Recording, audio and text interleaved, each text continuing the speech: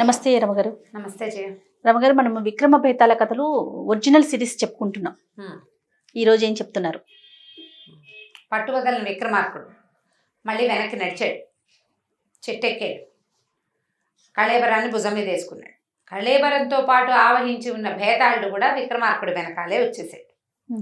రాజుని చెప్పాడు, ఒక కొత్త కథ చెప్తాను, నీకు మార్గాయాసం తెలియకుండా ఓ కథ చెప్తాను, చివరి ప్రశ్నకి సమాధానం చెప్పాలి. ఎలా? సరే, ఏం చెప్పాడు? పూర్వం అట ఇది ఉజ్జయిని నగరంలో ఒక యువకుడు ఉండేవాడు. వాడి పేరు దేవశర్మ. అయితే ఏమైందట, వాళ్ళ నాన్న చాలా ఉత్తముడు, చాలా ఆస్తి స్వాస్థ్య బోళ్ళను ఉన్నాయి వాళ్ళకి. ఆయన చాలా అతిలోక సౌందర్యవతి అయిన ఒక పిల్లని తెచ్చి వీడికి ఇచ్చి పెళ్లి చేశాడు. హరిశర్మ, దేవశర్మ గారి కొడుకు హరిశర్మ. హరిశర్మ మన కథకి హీరో.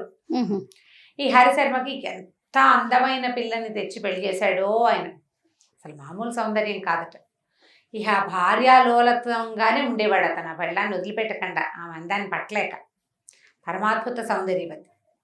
ఒకనాడు ఈ వివాహమైన కొంతకాలానికి మేడ మీద ఒక ఎండాకాలంలో భార్యాభర్త ఇద్దరు పైన మేడ మీద 2-3 ఫ్లోర్ల పైన చక్కగా వెన్నెల పాన్ వేసుకుని హాయిగా పడుకుని ఉండగా ఒక మదనవేగుడు అనే ఒక గంధర్వుడు ఆ దారిని ఆకాశ మార్గంలో వెళ్తూ ఈ మహాద్భుత సౌందర్యవతిగా ఉన్నటువంటి ఈవిడ్ని ఎత్తుకెళ్ళిపోయాడు, తీసుకెళ్ళిపోయాడు. ఈయన చూస్తూనే ఉన్నాడు. ఇక భార్య కోసం అలమటించిపోయాడు అతను. ఎంత ఏడ్చాడో, నా భార్యో అని. ఇక్కడ స్నానం చేసేది, ఇక్కడ పడుకునేది, ఇక్కడ నుంచునేది, ఇక్కడ తలుదుకునేది, ఇక్కడ పువ్వులు పెట్టుకుంటే మా ఆవిడ అంత బాగుండేది, ఇంత బాగుండేది, అట్లా అలా తలుచుకుని ఎంత పిచ్చుకుపోయేవాడు. జనం వెతకడానికి ఎక్కడ వెతుకుతారు? గంధర్వుడు ఎత్తుకుపోయాడు. మనుషులు వెతుకుపోయారనుకో, పోనీ వెళ్ళి ఆ యుద్ధమో ఇంకోటో చేస్తారు. గంధర్వులతో ఏం చేస్తారు? సరే, ఇలా గడిచిపోయింది కొన్నాళ్ళు. అతను చాలా దిగులుగా భార్యా విరహంతో చిక్కి శల్యమైపోయి అలా ఉండేవాడు. అయితే ఇప్పుడు ఇలాంటి వాళ్ళు కనిపిస్తున్నారా ఎవరైనా? భార్య విరహం హమయ్య ఊరెళ్ళింది చాలు అనుకుంటున్నారు. మిగిలిన వాళ్ళు చుట్టుపక్కల ఏమన్నారు, ఎందుకురా ఏడుస్తావు, పెళ్ళని చచ్చిపోయిన వాళ్ళగా ఏడవకు, ఎక్కడో చోట బతికే ఉంది కదా, పోనీను, నీకంటే గంధర్వుడు ఇంకా బాగా చూసుకుంటాడు, మీ ఆవిడ ఇంకా సంతోషంగా ఉంటుంది గంధర్వ లోకంలో, అలాగని సంతోషపడి ఇంకో పిల్లని పెళ్లి చేసుకుని కాస్త సంసారం ముందుకు తీసుకెళ్ళు, మీ నాన్న అమ్మ పెద్దవాళ్ళు అయిపోయారని అందరూ చెప్పినా అతను వినలా. ఈ కొడుకు మీద దిగులతో తల్లిదండ్రి కాలం చేశారు. ఇతను ఏం చేశాడంటే తనకున్న ఆస్తి స్వాస్తి అన్నీ దానాలు చేశాడు. వీటి మీద ఆసక్తి లేదు అతనికి. దేశ దిమ్మరిగా తిరగడం మొదలుపెట్టాడు. అట్లా తిరుగుతూ ఉండేవాడు. కొన్నాళ్ళకి ఒంటి మీద బట్టలు చిరిగిపోయి, గడ్డం పెరిగిపోయి, ఒక బికారి అవతారంలో ఉండేవాడు పాపం. అట్లా తిరుగుతూ ఏదో ఒక నగరానికి చేరాడు. చేరితే ఏమైంది, ఇతను చేరిన ఆ నగరంలో ఒక సత్రం దగ్గరికి చేరాడు. ఆ సత్రం అధికారి పేరు పద్మనాభుడు. ఆ పూట ఆయన భార్య ఏదో నోము చేసుకుంటుంటే సరే చాలామందికి భోజనాలు పెట్టారు. సత్రం కూడా అన్నదాన సత్రాలు ఉంటాయి, రాజులు వాళ్ళు మెయింటైన్ చేసేవి, కొన్ని కుటుంబాల ట్రస్ట్లు మేనేజ్ చేసేవి అవి ఉంటాయి కదా. సరే, ఏమైంది, అందరి భోజనాలు అవి అవుతున్నాయి. సత్రం అధికారి భార్య బయట వచ్చి నుంచుంది ఆవిడ గుమ్మంలో. సత్రము ఉంది, ఇల్లు ఉంది, పక్కనే ఉన్నాయి అన్నమాట. బయటకు వచ్చి నుంచుని చూస్తే ఈ బికారిగా దీనంగా ఉన్న అతను అరుగు మీద వచ్చి కూర్చున్నాడు ఈ హరిశర్మ. ఆవిడేమనుకుంది, అయ్యో పాపం అందరికీ ఏదో దరిపోయే వాళ్ళకి అన్నం పెడుతున్నాం, వీడు అసలు పాపం అన్నార్తుడు, ఇలాంటి వాడికి అన్నం పెడితే కదా మనకి పుణ్యం వచ్చేది అని సరే లోపలికి చూస్తే అప్పుడే అన్నాలు చివరి పెరుగన్నాల్లోకి వచ్చారు. అంతా విస్తర్లు, కొంతమంది లేచిన వాళ్ళు, కొంతమంది లేవని వాళ్ళు, గందరగోళంగా అంతా అంటూ మంగళం హైరాన్గా. ఆవిడేమనుకుంది, సరే గబగబా లోపలికి వెళ్ళి ఓ విస్తర్ నిండా చక్కగా పాయసం పెట్టి దాన్ని ధారాళంగా నెయ్యేసి పట్టుకొచ్చి ఈయనకి చేతిలో పెట్టింది. అయ్యా, మీరు ఆకలిగా ఉన్నట్టున్నారు, వెంటనే వడ్డించడానికి ఇంకా సత్రం అంతా శుభ్రం అవ్వలేదు, ఇంకా అన్నాలు తింటున్నారు, ఇంకా భోజనాలు చేస్తున్నారు, కొంతమంది లేచారు, ఎంగిలిగా ఉంది, అంచేత మీరేం చేస్తారంటే కొంచెం అవతలగా తీసుకెళ్ళి ఎక్కడైనా కూర్చుని స్థిమితంగా తినండి అని చెప్పింది. అంటే లేట్ అయిపోతుంది, నువ్వు ఆకలితో ఉన్నట్టున్నావు అని భావించి పళ్ళెలో పెట్టి చక్కగా నెయ్యి కూడా వేసి ఆకులో పెట్టి ఇచ్చింది. ఈయనది పుచ్చుకున్నాడు. సరే, ఎవరైనా అయాచితంగా అన్నం పెడితే తినద్దు, అన్నం తినాలి, అన్నాన్ని గౌరవించాలి. ఈ అన్నం పుచ్చుకుని వెళ్ళాడు. అక్కడ ఏదో ఒక దిగుడు బావి ఉంది. ఈ అన్నాన్ని ఆ గట్టు మీద పెట్టి దిగుడు బావిలోకి దిగాడు. కాళ్ళు చేతులు కట్టుకున్నాడు, మొహం మీద కాసిన నీళ్ళు చల్లుకున్నాడు, కాసిన మంచినీళ్ళు తాగాడు, లేచి పైకి వచ్చేసి పాయసం తిందాం అనుకున్నాడు. ఆవిడ ఏం చేసింది, ఆకులో పాయసం పెట్టింది, పైన నెయ్యేసింది. ఇంతలో ఒక విచిత్రం జరిగిందట. ఏం జరిగింది, ఆ సమీపంగా ఉన్న చుట్టుపక్కల ఉన్న చెట్లలోంచి ఒక తాచుపాముని ఒక గద్ద ముక్కును గరుచుకుంది. పైనుంచి వెళ్తుంది గద్ద, కింద పాము కనపడింది. ఏం చేసింది? ముక్కును గరుచుకోవడం కాదు, గోళ్ళతోటి పట్టి లేపింది తను తినడానికి. పాము విలవిల్లాడుతూ ఏం చేసింది? ఈ గద్ద తాలూకు కాళ్ళని చుట్టేసింది. గద్ద ఎగిరిపోతుంది, పాము దాని కాళ్ళని పట్టుకుని వేళ్లాడుతుంది. అయితే ఈ తన్నుకులాడుతున్నప్పుడు పాము కూరల్లోంచి విషం జారి ఆకాశం నుంచి భూమి మీదకి పడింది. ఆ పడ్డం ఎక్కడ పడింది?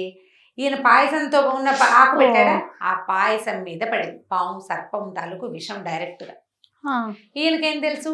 ఈ పైన అన్నం నెయ్యి వేసింది కదా, చేయి కడుకు వచ్చాడు, ఒకసారి అంతా కలిసాడు, నెయ్యి ఉంది కదా, తినేసాడు.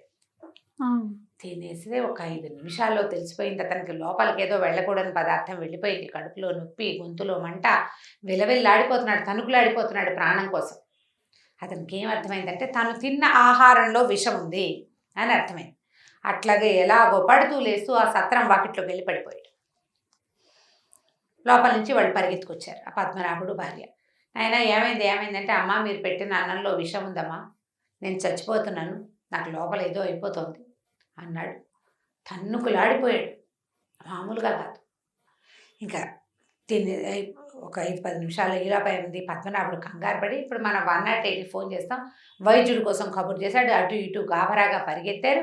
విషం పెట్టడం ఏమిటి? పైగా ఈవిడ ఇట్లా ఎందుకు పెట్టింది? అందరికి లోపల సత్రంలో పెడతారు, వీడికి ఒక్కడికి ఆకులో పెట్టి ఎందుకు ఇచ్చింది అని చుట్టుపక్కల జనాలంతా నానా మాటలు మాట్లాడేసుకుంటారు కదా, రకరకాల మాటలు జరిగిపోతున్నాయి. సరే, ఇంకొక నిమిషంలో వైద్యుడు వస్తాడనగా ఈ హరిశర్మ కాస్త ప్రాణం వదిలిపెట్టేశాడు. అయ్యో, చచ్చిపోయాడు. చచ్చిపోయేసరికల్లా నిర్ఘాంతపోయారు జనం అంతా. ఈయన పద్మనాభుడు పాపిస్తాన, నీ వల్ల ఒక బ్రాహ్మడు చచ్చిపోయాడు, విషాన్ని ఎందుకు పెట్టావో నీ దగ్గర సమాధానం లేదు, బ్రాహ్మణ హత్యాపాతకం బ్రహ్మహత్యాపాతకం నా నెత్తికి చుట్టేవు నువ్వు. ఎందుకంటే భార్య పెట్టిందంటే భార్య తప్పులు భర్తవి, అంతే. భార్య ఖర్చు పెట్టే సంపదంతా భర్తది. ఈ పాపంలో నాకు భాగం ఇస్తావా నువ్వు? పో, నా ఇంట్లో నుంచి వెళ్ళిపోమన్నాడు. చుట్టుపక్కల జనమంతా హాహాకారాలు చేశారు. కానీ ఏమనాలి ఇప్పుడు? బ్రహ్మహత్యాపాతకం, జారిపోయే బ్రాహ్మణ్ణి పాయసం పెట్టి చంపేసింది ఆవిడ.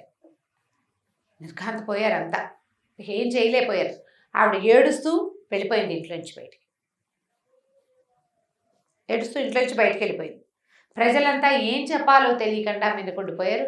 ఆ రాజభటులు వాళ్ళు వచ్చి ఇది చనిపోయినటువంటి హరిశర్మకి అంత్యక్రియలు అవి చేసేసారు. ఇప్పుడు భేతాళుడు అడుగుతున్నాడు. కథ చిన్నది, దీని మీద డిస్కస్ చేద్దాం మనం కొంచెం. రాజా, ఈ పాపం ఎవరిది? పద్మనాభుడి భార్యదా, గరుడ పక్షిదా, పాముదా? ఈ ముగ్గురులో ఎవరిది ఈ పాపం? పద్మనాభుడి భార్య అతనికి పాయసం ఇచ్చి అక్కడికి పంపకుండా ఉంటే సరిపోయేది.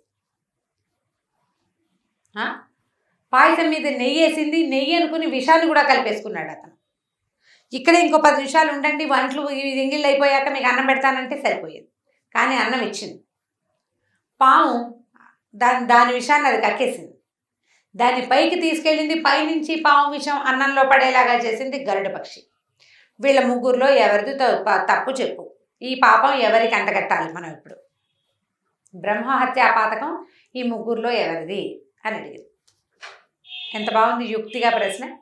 అప్పుడు రాజుగారు చెప్పాడు, విక్రమార్కుడు ఏం చెప్పాడో ప్రేక్షకులను అడుగుదామా, మనమే చెప్దామా? ఇప్పుడు లైవ్ అయితే ప్రేక్షకుల నుంచి మనం ఆన్సర్ తీసుకునే వాళ్ళం, అవకాశం లేదు కాబట్టి మీరే చెప్పేసేయాలి. రాజు ఏం చెప్పాడంటే, వీళ్ళ ముగ్గురిది తప్పు కాదు.